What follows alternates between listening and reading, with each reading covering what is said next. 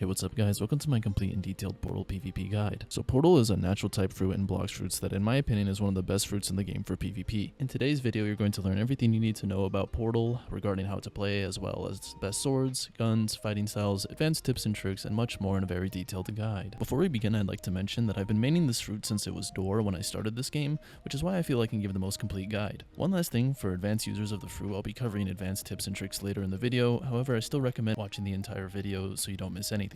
Okay, so starting things off, what does Portal actually do and how is it meant to be played? Well, first things first, I want to say that Portal is a very powerful, typically sword main fruit that gets a lot of its combos by combining the fruit's movement with your sword and fighting style. So what are Portal's abilities and how do you use them? So the Portal dash ability is a pretty simple single target stun that will send you straight in the direction of your crosshair. When this ability hits an opponent, it will knock them into 5 observation dodgeable portals that will do 1/6 final slam that breaks observation, meaning that if someone were to try to Ken trick the dash itself, they would either waste 5 dodges or have to wait until the animation is finished to turn Ken back on. Really quickly, for anyone who doesn't know or anyone who's just new to the game, Ken tricking is basically keeping your observation hotkey off until you need it to escape a combo. So with that in mind, Portal's parallel escape ability is a pretty cool one that will first turn you invisible and untargetable against your opponent while you can still move freely. But the nicest part of this ability is genuinely that if you hold your ability next to a target, it will shoot out like a little dimensional beam that will stun for about 1.5 seconds. What this means is that you could use this ability, pop up behind someone, and hold your Portal dash or any other ability in the game for a free combo starter. So the next ability I want to cover is Portal's World Warp ability. It is by far the most useful movement ability in the game, allowing you to teleport to any island at will. This ability can actually be used offensively and defensively, and in my opinion is among the best abilities in the game.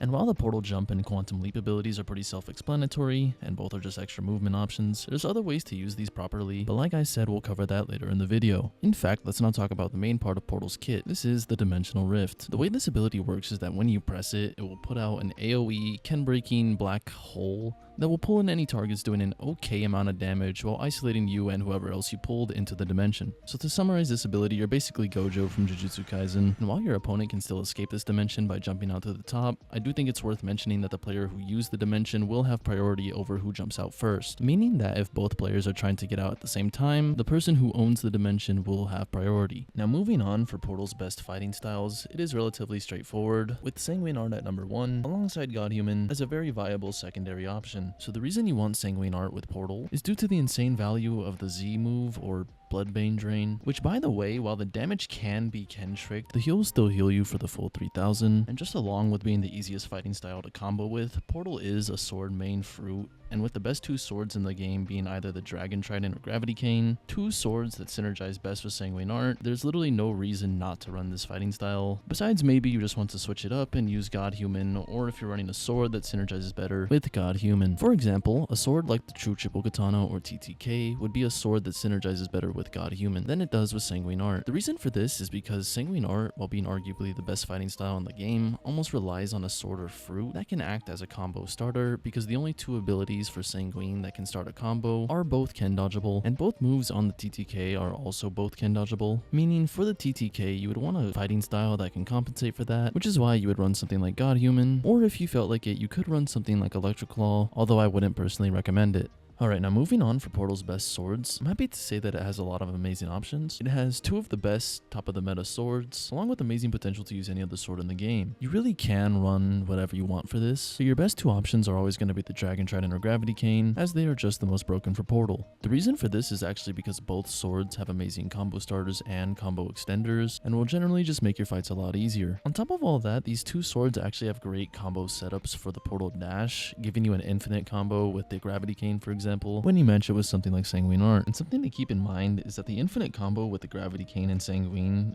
isn't even that hard to do. It really just relies on having low ping, as you would need to do it very quickly. Some other very good options for swords would be like the TTK, Shark Anchor, Fox Lamp, CDK, and many, many more. If you want to know the best swords overall, I did make a tier list video if you're interested. Link will be in the description, and back to the guide. Moving on to best accessories, overall there really is only 3 that you should be using, and it's between the Kitsune Ribbon, which is my personal preference, the Hunter's Cape, and the Pilot Helmet. The reason you want these specifically is because of the way they complement Portal's kit, giving you amazing passive stat buffs that will just make playing the fruit a lot smoother. With that out of the way, let's now get into the advanced tips and tricks, starting off with everyone's favorite, the Portal V Soul Guitar no skill combo of Destruction. So this is one that I'm pretty sure everyone knows, which is why I'm listing it first. But basically the idea is that you want to use your dimensional rift and then jump out through the top of your dimension and soul guitar, making your opponent unable to do anything while you set them up for your combo. And to top it all off, the dimensional rift is only on a 12-second cooldown, allowing you to just spam this combo over and over again with little to no counterplay. I genuinely despise this playstyle, as does everyone else who plays Blox Fruits, but I do need to mention it as it is the most broken thing about Portal's kit.